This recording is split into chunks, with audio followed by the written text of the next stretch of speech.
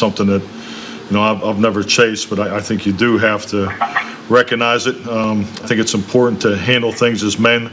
I mean, if you do have something to say publicly that is of most importance, I think it's important to say it to the individual, particularly in a group dynamic setting, and especially in a game of football, especially for the Dallas Cowboys.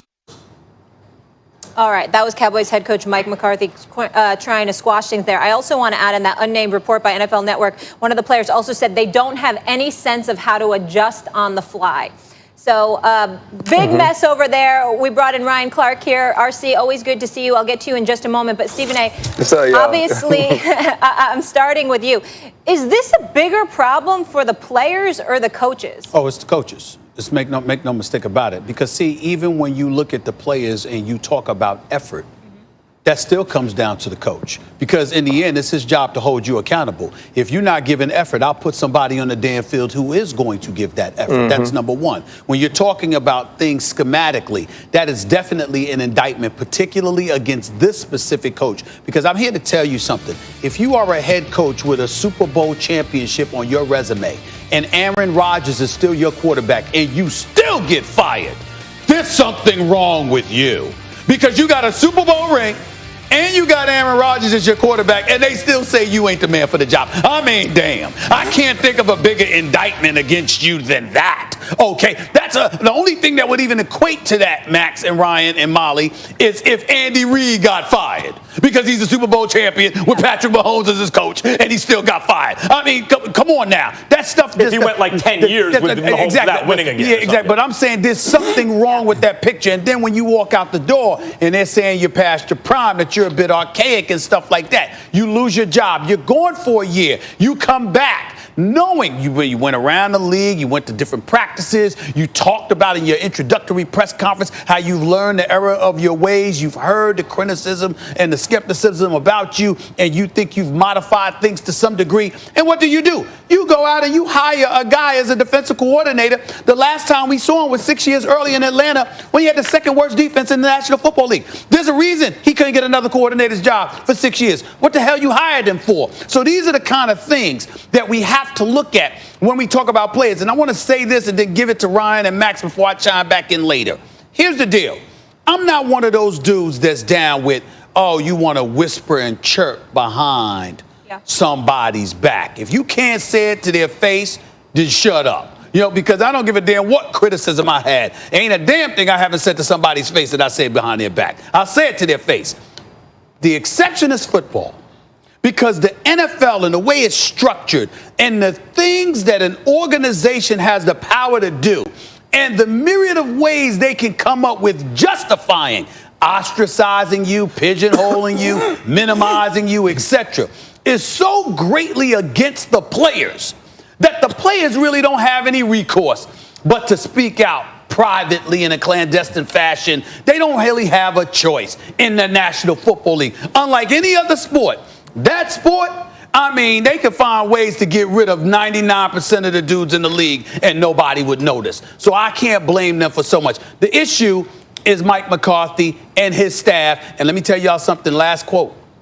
I wouldn't be surprised if it continues to nosedive, and I'm not saying it will because they got a weak schedule.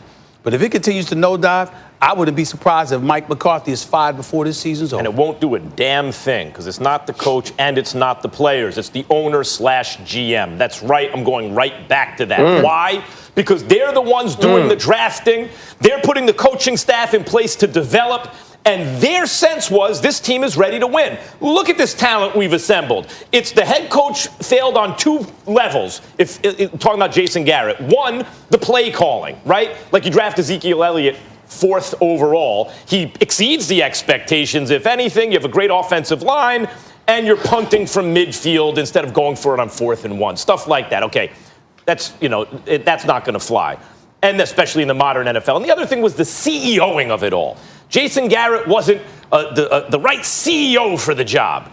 But Mike McCarthy, he said he knows the analytics now. He didn't pay attention to them before, but now he understands he must pay attention to them. And that's a CEO of an organization. Look at him. He's a Super Bowl champion and the Green Bay Packers, too, the frozen tundra, right? And he was presided over this for a long time. So he's the right guy to put in place because, damn it, we have the players. No, you don't. The reason that we always overvalue or overestimate the value of the Cowboys players is because they're the most covered team. So we're familiar with them. We can name their whole offensive line. I mean, and the offensive line deserved it. But what other team can you name so many players on that you know by name in the NFL, the average fan, as the Cowboys, because they're covered constantly. And so they're a little bit overvalued as players, as talents, both sides of the ball. No, the owner who keeping himself as GM is not assembling as much talent as he thinks he is. This team was not as ready as he thought they were, and it wasn't just an issue of getting the best kind of CEO feeling kind of coach who claims he knows analytics but really won't get the credit if they win. Jerry would get the credit if they win. But really, Jerry knows he can push around because he has very limited leverage because he was not in high demand. That's the problem. The owner/GM, Jerry Jones. No, listen, this is an organizational failure on all three levels: players, coaches, and ownership. Very much like this defense is a failure on all three levels: front line, linebacking core, secondary. Now, when you look at this team, of course, the players are going to stick together. I mean, this is as old as Varsity Blues. What happened? Mox, Tweeter, Billy Bob, Lance, they all stuck together. It was Coach Kilmer that was outside pulling his pants up, standing next to a statue of himself outside the high school. So you know that those guys are going to stick together. But even if the players stick together, yeah, Stephen A., you can coach effort, but you know what? You got to give effort. And you can coach it up and tell me where the X's and O's are supposed to fit, but I have to be there. And then who would have ever thought that having a sleepover wasn't the way to pick a coach? Yes, Jerry Jones and Mike McCarthy had a sleepover. Two very grown adult men decided to do their business deal, to do their interview at a sleepover. What were they in, onesies with the little buttons on the butt that you put up together? I don't know what that is. That's not the way business is supposed to be done. And so now you want to talk about analytics? You know what he said? This was a people problem he had today. And during that interview, when he was talking about the players and what was going on, the next question was, do you think you guys have gotten better? You know what he said? Well, the analytics say this ain't an analytic issue right now. They ask you a simple question from the point of leadership. As a team, since you've gotten here, have you gotten better? It's an easy yes or no answer. If you do have a Super Bowl winning coach, if you do have a coach that has coached one of the greatest players of all time in Aaron Rodgers, I'm not hiring you to tell me what the analytics say. I'm not going to come on this show and have Max, who loves analytics, have Stephen A., who's been in journalism his whole life. I'm not going to talk to y'all two people about analytics and journalism. I'm going to talk to y'all about football because football is what I live and what I do. Mike McCarthy has lost himself. He ain't had himself in a long time. It was the wrong hire, which starts with the owner. He's the wrong coach, which is on him.